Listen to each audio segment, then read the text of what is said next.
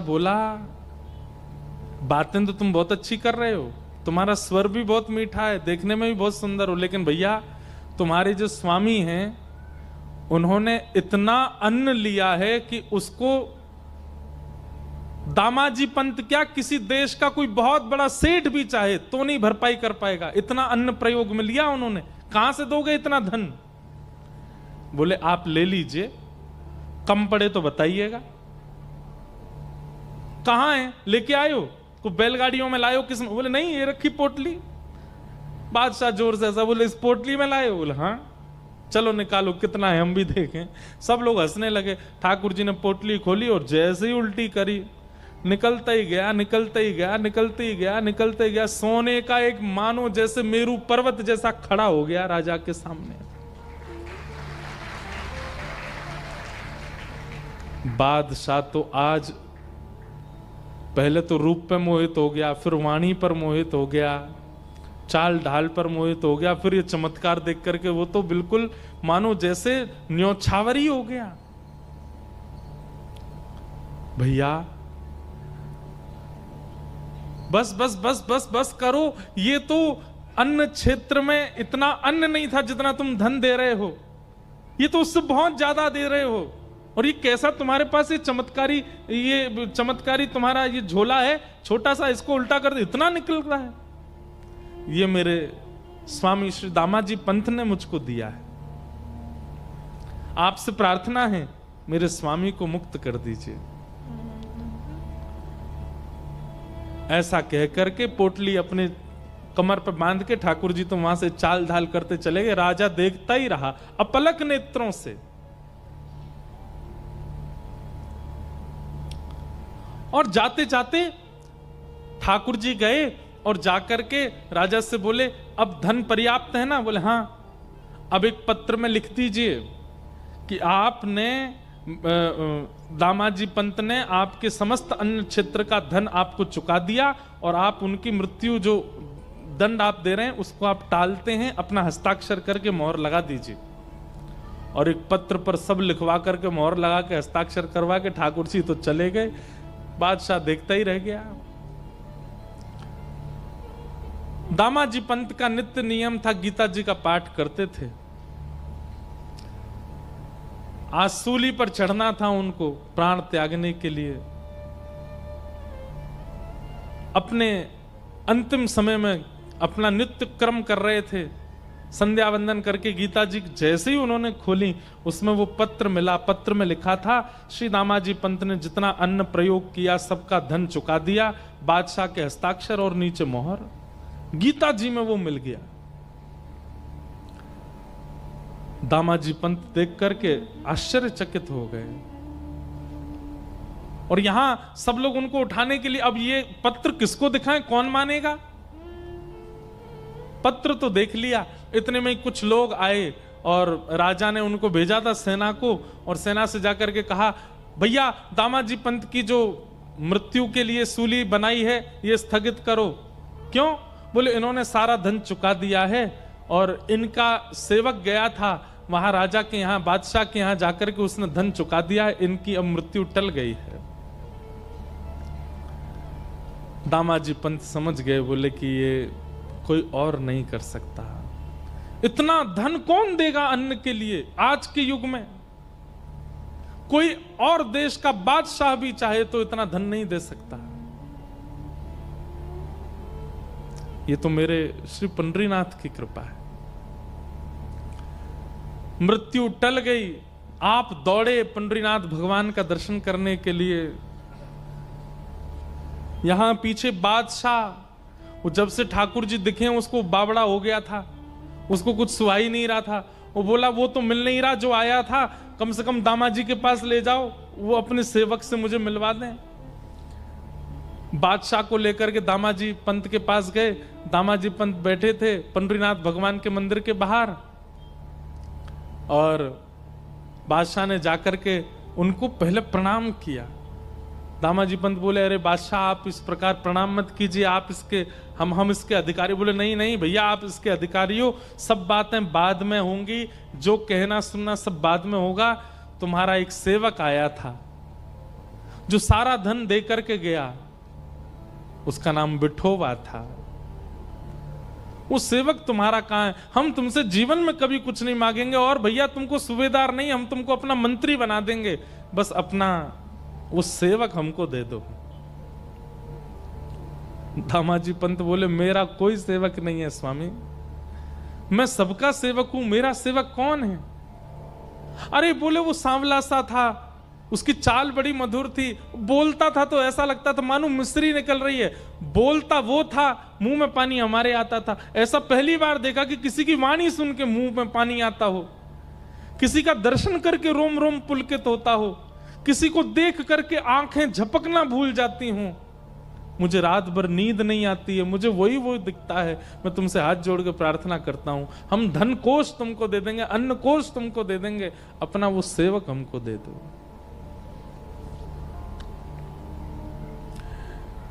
बादशाह का हाथ पकड़ करके दामाजी पंत सीढ़ियों पर लेकर के गए और कहा, नेत्र उठा करके देखो, कहीं ये तो नहीं थे? सामने श्री पंडरीनाथ भगवान खड़े थे।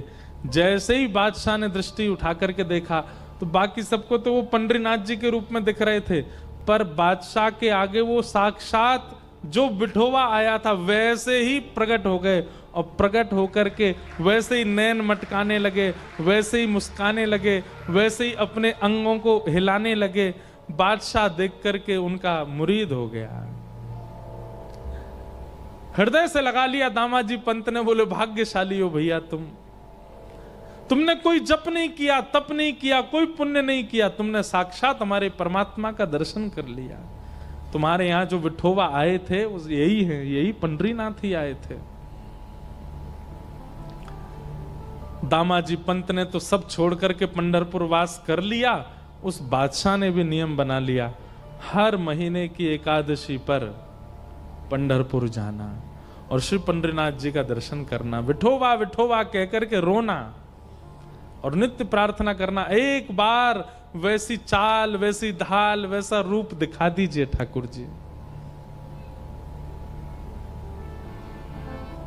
सरलता, सहजता, निर्मलता, ये चित्त में जितनी ज्यादा व्याप्त करेंगे, भक्ति उतना जल्दी कल्याण करेगी। जितने ज्यादा आप चतुर बनते जाएंगे, जितने ज्यादा छल कपट ईर्ष्या चित्त में प्रकट होगी, उतना आपको ज्ञान और वैराग्य की आवश्यकता पड़ेगी अपने कल्याण के लिए।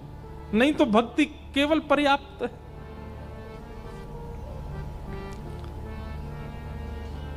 पंडरीनाथ ने कृपा की दामाजी पंत पे, क्योंकि सरल चित्त है। भक्ति महारानी ने कहा, ये दो मेरे पुत्र हैं और लोगों में भक्ति तो है, ज्ञान वैराग्य नहीं, इसलिए कल्याण नहीं हो रहा है। ये दोनों वृद्ध हैं। तब नारद जी महाराज भ्रमण करते हुए बद्रीनाथ गए और बद्रीनाथ जाकर के उन्होंने संत कुमारों से कहा कि ज्ञान वैराग्य की वृद्धता दूर करने का कोई साधन बताइए। तब सनत कुमारों ने कहा, सत्कर्म सूचको नूनम ज्ञान यज्ञ स्मृतो बुधई श्रीमद् भागवतालाप सतु गीत सुखादि। श्रीमद् भागवत की कथा कराओ, उसी से कल्याण होगा। भागवत की कथा हुई और उस कथा में जैसे ही भक्ति महारानी अपने पुत्रों के साथ आई, ज्ञान और वैराग्य की वृद्धता दूर हो गई। दोनों ज्ञान और वैराग्य युवा हो गए। भक्ति महारानी नृत्य करने लगी, बोलो भागवत महापुराण की जय। तो भागवत जी से क्या होता है? भक्ति तो हम सबके चित्त में है, पर ज्ञान और वैराग्य ये दोनों जो वृद्ध हो गए हैं चित्त में, ये फिर से युवा हो जाते हैं, फिर से श्रेष्ठ हो जाते हैं। आप लोग अनुभव करेंगे अगले 7 दिनों में आपकी निद्रा भी कम हो जाएगी, आपका भोजन भी कम हो जाएगा, आपका तामसी खाने का मन भी नहीं करेगा। अगर प्याज लहसुन आप खाते भी होंगे, नहीं भी खाओगे तो भी आपको भोजन में स्वाद आएगा। निद्रा में भी नींद सोओगे, स्वप्न में वृंदावन दिखेगा, पंडरीनाथ दिखेंगे, विट्ठल भगवान दिखेंगे, यमुना जी दिखेंगी, गिरिराज जी दिखेंगे, ब्रज के संत दिखेंगे, रसिक जन दिखेंगे। इन अगले 7 दिनों में ये अनुभव आपको होगा। सिर पर भार ज्यादा नहीं लगेगा, बहुत हल्का हल्का अनुभव होगा। सब कुछ बहुत सरल, सहज, निर्मल जैसा अनुभव होने लगेगा। जिसको देखोगे उसमें गुण का दर्शन होने लग जाएगा, किसी में भी दोष नहीं दिखेंगे। इसका मतलब क्या है? ज्ञान और वैराग्य दोनों युवा हो रहे हैं चित्त में। और यदि ये सब अनुभव नहीं हो रहा, जैसे कल थे वैसे ही अगले 7 दिन तक हो, तो भैया हमको आगे बताना, हम आपको प्रणाम करेंगे फिर। धन्य है।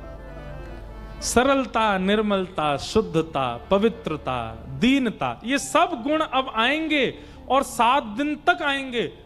आपको यही करना, 8वें दिन से जब कथा विश्राम होगी उसके बाद भी वो सरलता, निर्मलता, शुद्धता, पवित्रता बनी रहे, वो कर्तव्य आपका है। अब ये मार्जन तो कथा करके चली जाएगी आपके चित्त का, वो स्वच्छ रखना आपकी जिम्मेवारी है। वो आपको 8वें दिन से आपको करना है। पर इन 7 दिनों में ये परिवर्तन आप देखेंगे अपने दिनचर्या में, अपने व्यवहार में, अपने स्वभाव में, अपनी क्रिया में। इस प्रकार भागवत जी का प्रथम महात्म्य कहा गया। द्वितीय महात्म्य धुंधकारी की कथा सुनाई गई, जहां आत्मदेव नाम के ब्राह्मण, उनके कोई संतान नहीं थी। एक संत ने कृपा करके उनको एक फल दिया, उस फल से उनके घर पुत्र रत्न की प्राप्ति हुई। बंधुओं, प्रकृति जो देती है स्वीकार करो, और जो नहीं देती है उसके प्रति भागो मत। प्रकृति जो प्रदान कर दे उसको स्वीकार करो। जो प्राप्त नहीं हो रहा है उसे ठाकुर जी की कृपा मान करके छोड़ दीजिए। उसके पीछे 2 बार प्रयास करना है। 2 बार में अगर नहीं प्राप्त होता है तो चाहे वो कोई व्यक्ति हो, चाहे वो कोई वस्तु हो, चाहे वो कोई साधन हो, उसका त्याग कीजिए। शायद ठाकुर जी ने उससे उचित आपके लिए सोच के रखा है। आत्मदेव नाम ब्राह्मण की संतान नहीं थी, और संतान ना होने से वो बड़े विचलित रहते थे।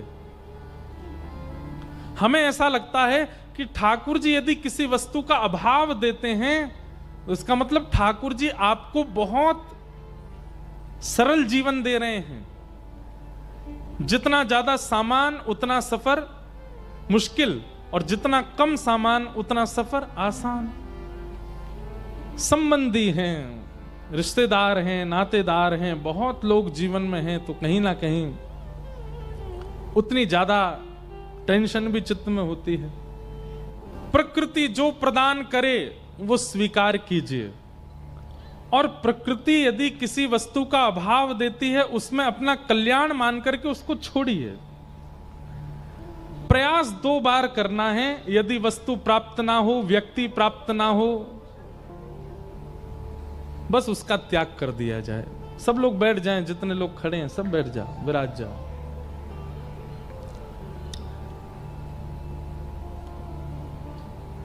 जो मिला है वह हमेशा पास रह सकता नहीं, कब बिछुड़ जाए ये कोई राज कह सकता नहीं। जिंदगानी का खिला मधुवन किसी का है दिया, मैं नहीं मेरा नहीं ये है धन किसी का है दिया। एक बात लिखिएगा अपने पास, जीवन में जो कुछ भी आपको प्राप्त हो रहा है, सब लोग इधर देखिए, ध्यान से सुनिए। कुछ अंतिम क्षण और हैं कथा के, फिर विश्राम देंगे। जीवन में जो कुछ भी आपको प्राप्त हो रहा है, चाहे वो धन हो, चाहे वो नाम हो, चाहे वो ऐश्वर्य हो, चाहे वो व्यक्ति हो, चाहे वो संबंधी हो, चाहे वो मित्र हो, जो कुछ भी आपको प्राप्त हुआ है बिछुड़ने के लिए ही प्राप्त हुआ है। एक दिन आपसे छूटेगा, कोई भी नहीं रहेगा आपके पास। यदि बहुत धन मिला है एक दिन धन जाएगा, बहुत यश मिला है एक दिन यश जाएगा, बहुत ऐश्वर्य मिला है एक दिन ऐश्वर्य जाएगा। कोई व्यक्ति मिला है, एक दिन वो व्यक्ति जाएगा, कोई रह नहीं सकता। आप कहोगे महाराज जी आप तो हमने कथा सुनाने के लिए बुलाए थे, पहले दिन ही टेंशन दे रहे हो। लेकिन जैसे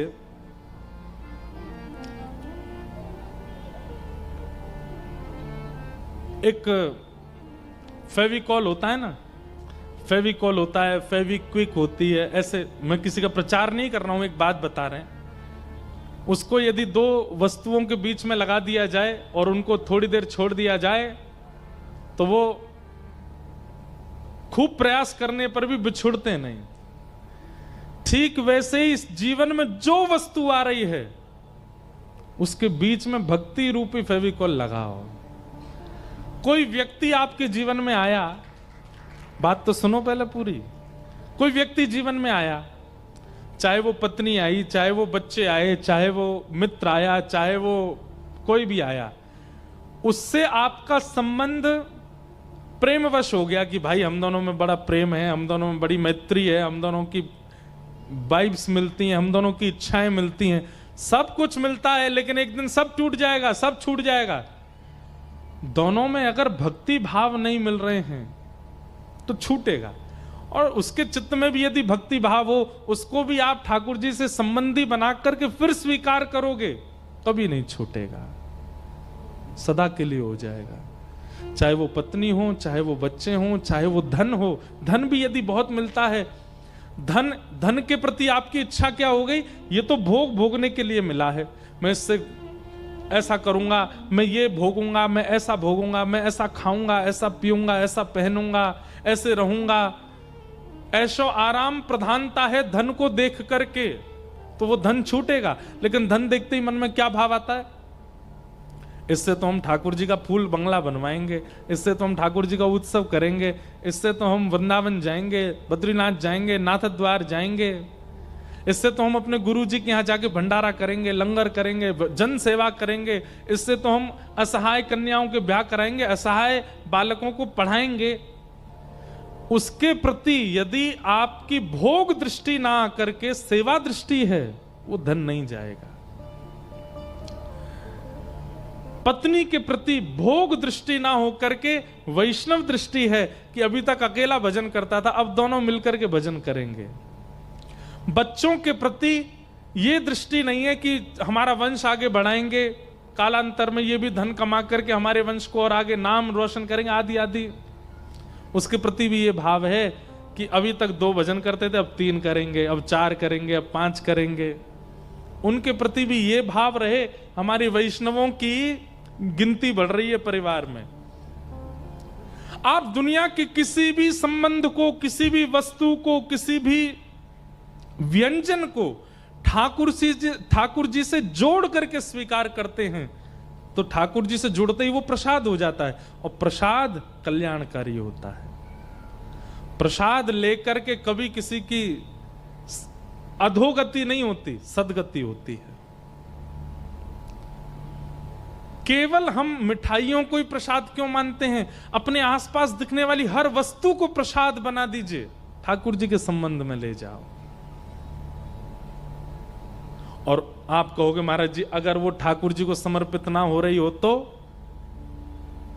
त्यागात शांति अनंतरम। प्याज क्यों नहीं खाई जाती, लहसुन क्यों नहीं खाई जाती? हमारे वैष्णव परंपरा में इनका निषेध क्यों है? क्योंकि ठाकुर जी के भोग नहीं लगते। कोई पाप नहीं है उसको खाना, आपको नरक जाना पड़ेगा ऐसा नहीं है। लेकिन हमारे यहां कहते हैं भाई जो ठाकुर जी भोग लगा में वो हम पाएंगे, और जो ठाकुर जी नहीं पा रहे वो हम कैसे पा सकते हैं? इसलिए उसका त्याग है। और कहीं ना कहीं भजन में अगर 1 घंटा मन लगता है और आपके भोजन में यदि कहीं ये पदार्थ हैं तो 1 घंटा की जगह 40 मिनट लगेगा, 30 मिनट लगेगा, 1 घंटा नहीं लगेगा। थोड़ी भाव में कटौती हो सकती है, इसलिए तामसी वस्तुओं को अस्वीकार किया गया। ऐसे ही अगर संबंधी भगवत अर्पित नहीं है और आपके संबंधी हैं तो आपके भजन में, आपकी कथा में, आपके भावना में, आपकी श्रद्धा में, आपके साधन में वो विक्षेप डालेंगे। धन यदि भगवत संबंधी नहीं है तो वो धन भी विक्षेप डालेगा। ऐश्वर्य यदि भगवत संबंधी नहीं, वो ऐश्वर्य विक्षेप डालेगा। संसार की हर वस्तु स्वीकार कीजिए, लेकिन ठाकुर जी के थ्रू स्वीकार कीजिए, सीधे अपने से मत जोड़िए। ठाकुर जी से संबंध बना करके उसको लीजिए, उसको प्रसाद बना करके ग्रहण कीजिए, आपका कल्याण करेगी। आत्मदेव ब्राह्मण के कोई संतान नहीं थी, आत्महत्या करने जा रहे थे, तभी एक संत ने फल दिया, कहा पत्नी को खिलाना। पत्नी को तो खिलाया नहीं, बांझ गैया को खिला दिया। गैया के गर्भ से बालक ने जन्म लिया, उसका नाम हुआ गोकर्ण। पत्नी ने सहेली के बालक को अपना लिया, उसका नाम रखा धुंधुकारी।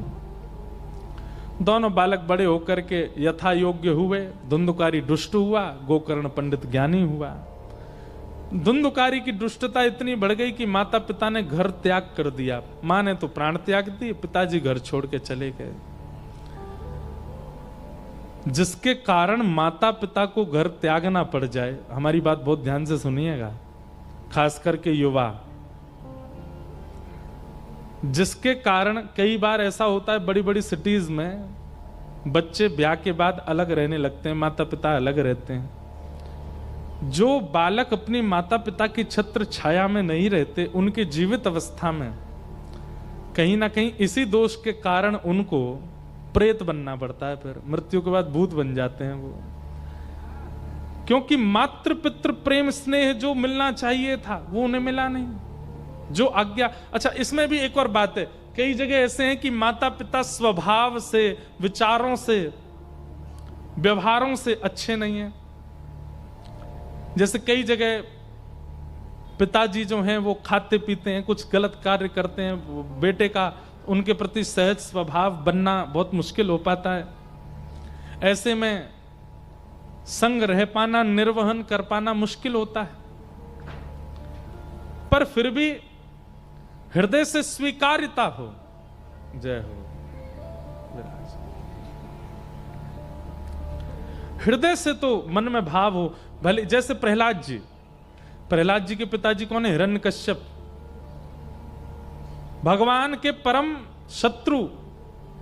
लेकिन प्रहलाद जी फिर भी अपने पिताजी को रोज दंडवत प्रणाम करते थे। हैं तो मेरे जन्मदाता, इन्हीं की कृपा से मेरा जन्म हुआ है, इसी भाव से ही नित्य कृतज्ञता ज्ञापन करते थे। माता पिता को कभी मत छोड़िए। अगर वो योग्य नहीं भी हैं तो भी हृदय से उनको प्रणाम कीजिए, उनकी वजह से आप हो। जिन माता पिता को त्याग देना पड़ता है बालकों की वजह से घर, ऐसे बालकों की सदगति नहीं होती। और उसका प्रमाण है धुंधुकारी प्रेत बना। ऐसा प्रेत बना कि गया जी में श्राद्ध करने से भी मुक्त नहीं हुआ। तब सूर्य नारायण भगवान ने आज्ञा करके गोकर्ण जी से कहा, ऐसे प्रेतों को मुक्त करने के लिए तो भागवत की कथा करो। जो अत्यंत भूत प्रेत योनि में जा चुके हैं, जिनकी सदगति श्राद्धों से नहीं हो रही है, उनकी सदगति कथा से हो जाएगी। तब भागवत की कथा हुई और धुंधुकारी प्रेत योनि से मुक्त होकर के भगवत धाम को प्राप्त हुआ। बोलो भागवत महापुराण की।